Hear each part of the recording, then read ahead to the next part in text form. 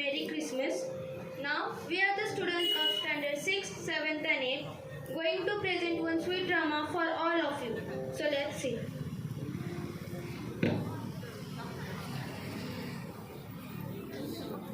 It was a Christmas Eve, and although it was still afternoon, lights had begun to appear in the shops and houses of the little Russian village. For the short winter day was nearly over.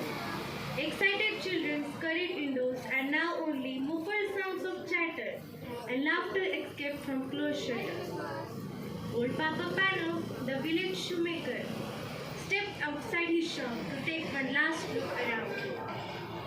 The sounds of happiness, the bright lights, and the faint but delicious smell of Christmas cooking reminded him to past Christmas time, when his wife had been still alive, and his own children little, now they had gone. His usually cheerful face with little laughter wrinkles behind the round spectacles looked sad now, but he went back indoors with a firm step, put up the shutters,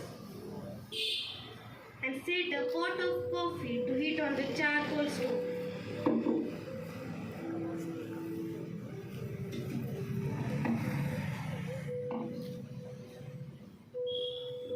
Then, with a sigh, he settled in his big armchair. Papa Panov did not often read, but tonight he pulled down the big old family Bible and, slowly tracing the lines with one forefinger, he read again the Christmas story. He read how Mary and Joseph, tired by their journey to Bethlehem, found no room for them at the inn, so that Mary's little baby was born in the cowshed. Oh dear, Explained Papa Pano. if only they had come here, I would give them my bed and I could cover the baby with my patchwork to keep him warm. He read on about the wise men who had come to see the baby Jesus, bringing him splendid gifts. Papa Pano's face paled. I have no gifts that I could give him. He thought sadly. Then his face brightened. He put down the Bible, got up, and stretched his long arms to the shelf up high in his little room. He took down a small dusty box and opened it. Inside was a perfect pair of tiny leather shoes. Papa Pano smiled with satisfaction. Yes, they are as good as I remember. The best shoes I have ever made. I should give him those. He decided as he gently put them away and sat down again. He was feeling tired now, and the further he read, the sleepier he became. The print began to dance before his eyes, so that he closed them. Just for a minute, in no time at all, Papa Pano was fast asleep. And as he slept, he dreamed. He dreamed that someone was in his room, and he knew at once, as one does in dreams, who the person was. It was Jesus. You have been wishing that you could see me, Papa Pano. He said kindly. Then look for tomorrow. It will be a Christmas day and I will visit you. But I shall not tell you who I am. When at last Papa Pano awoke, the bells were ringing out, and again light was fluttering through the shutters. Bless my soul. It's Christmas Day today. He stood up and stretched himself, for he was rather still. Then his face filled with happiness as he remembered his dream. This would be very special Christmas for me. After all, Jesus was coming to meet me. How would he look? Would he be a little baby as that of the first Christmas? Would he be a grown man or a children? He would be a king that he is God's sons? He must watch carefully the whole day, so that he recognized him however he came. Papa Panov took down the shutters. He put a special pot of coffee for his Christmas breakfast.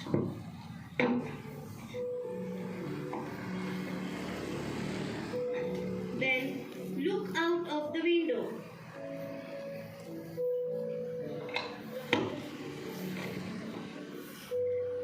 The street is deserted. No one is stirring yet. No one except the road sweeper. He looked as miserable and dirty as ever, and well he might. Who wanted to work on the Christmas day? In the raw cold and bitter freezing mist such a morning? Papa Panov opened the shop door, letting in a thin stream of a cold air. Come in. He shouted across the street cheerily. Come in and have some hot coffee to keep out the cold. The sweeper looked up, scarcely able to believe his ears. He was only too glad to put down his broom and come into the warm room. His old clothes steamed gently in the heat of the stove, and he clasped both red hands around the comforting warmth as he drank. Papa Panov watched him with satisfaction, but every now and then his eyes strayed to the window. It could never do to miss his special visitor.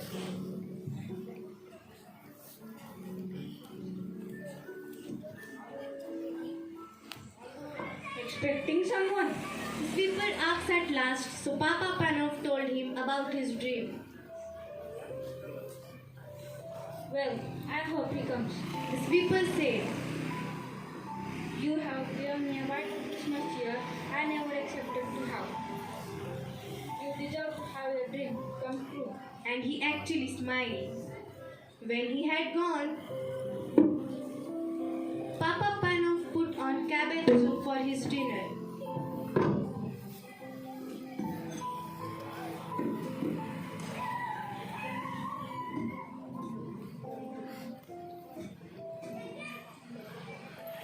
Then went to the door again. Scanning the street, he saw no one, but he was mistaken. Someone was coming.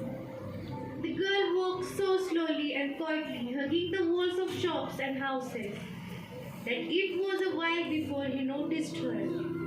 She looked very tired and she was carrying something. As she drew nearer, he could see that it was a baby wrapped in a thin shawl. There was such sadness in her face and in a pinched little face of the baby that Papa Panov's heart went out to them. Don't you come in? He called, stepping outside to meet them. You both need a warm by the fire and a rest. The young mother let him shuffle her indoors and to the comfort of the armchair. She gave a big sigh of relief. I will warm some milk for the baby. Papa Panov said.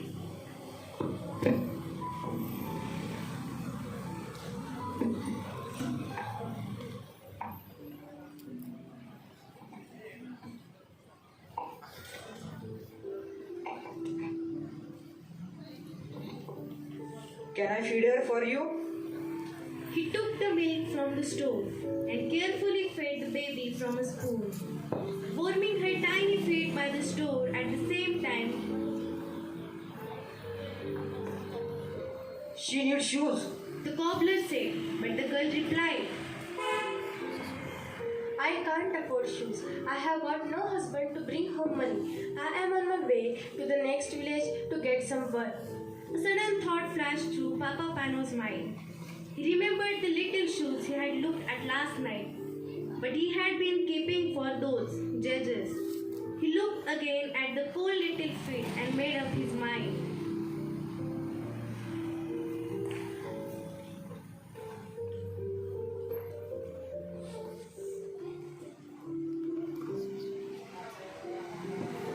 Try this on her. Handing the baby and the shoes to the mother,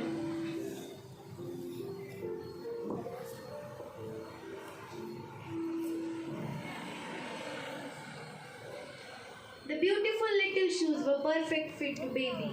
Oh, it's perfect fit for her. The girl smiled with happily and the baby gurgled with pleasure. You have been so kind to us. When she got up with her baby to go, May all your Christmas wishes come true. but Papa Panov was beginning to wonder if his very special wish would come true. Perhaps he had missed his visitor. He looked anxiously up and down the street. There were neighbors going to call. There were plenty of people about, but they were all faces that he recognized on their family. They nodded and smiled and wished him Happy Christmas. Let's see Papa Panov. Let's go and wish him. Merry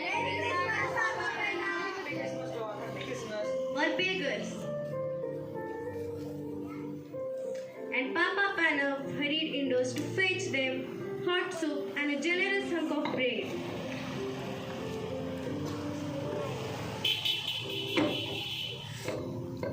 Hurrying out again in haste, he meets the important stranger. All too soon the winter ducks failed. When Papa Pano next went to the door and strained his eyes, he could no longer make out the passers-by. Most were home and indoors by now anyway. He walked slowly back into his room at last, put up the shutter, and sat down wearily in his armchair.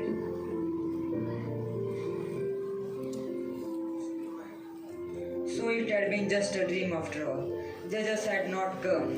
Then all at once he knew that he was no longer alone in the room. This was not a dream, for he was wide awake.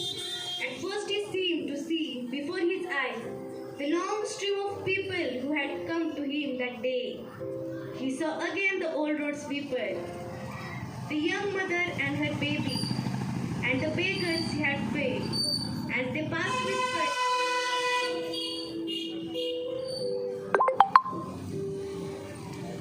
Didn't you see me, Papa Pano?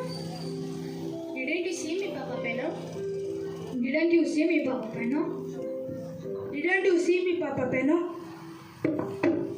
Who are you? Who are you? He called out bewildered. Then another voice answered him. It was the voice from his dream, the voice of Jesus. I was hungry and you fed me. I was cold and you clothed me. I was naked, you warmed me. I came to you today from every one of those help and will. Then all was quiet and still. Only the sound of bleak clock ticking could be heard. Tick, tick, tick, tick. A great peace and happiness seemed to fill the room, overflowing Papa Pano's heart until he wanted to burst out, singing and laughing and dancing with joy. Oh, how blessed I am today. Jesus had come to my home. Oh, Jesus, you come as sweeper, mother and her baby, the beggars I have fed. Oh, this is really very special day for me. Happy Christmas, Merry Christmas.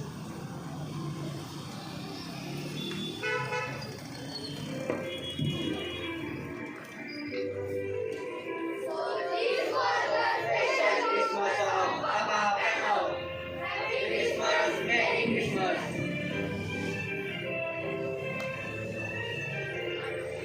So from this drama, we come to know that God can come to meet us in any appearance at any time. And yes, we have a prayer also.